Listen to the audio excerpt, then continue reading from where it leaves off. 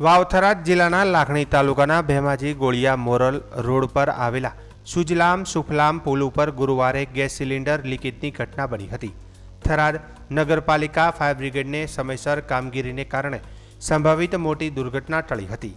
પ્રાથમિક માહિતી અનુસાર એક વ્યક્તિ બાઇક પર HP ગેસ સિલિન્ડર લઈને જઈ રહ્યો હતો.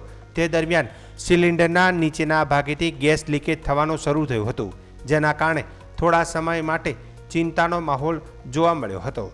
ઘટનાની જાણ 112 ઇમરજન્સી સેવા દ્વારા થરાદ નગરપાલિકા ફાયર બ્રિગેડને કરવામાં આવી હતી. કોલ મળતા જ fire officer Viramji રાઠોડને fire બ્રિગેડની team તાત્કાલિક ઘટના સ્થળે પહોંચી હતી. ફાયર ટીમે જરૂરી સૂચના વ્યવસ્થા ગોઠવી સિલિન્ડરનું કુલિંગ કર્યું હતું. ત્યારબાદ સાવચેતીપૂર્વક ગેસ ખાલી કરવાની કામગીરી હાથ ધરી હતી.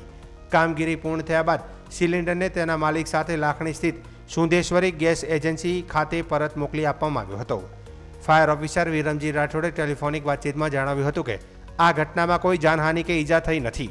તેમણે ઉમેર્યું કે ફાયર બ્રિગેડની સમયસર અને સક્રિય કામગીરીને કારણે એક મોટી દુર્ઘટના ટળી શકાઈ હતી.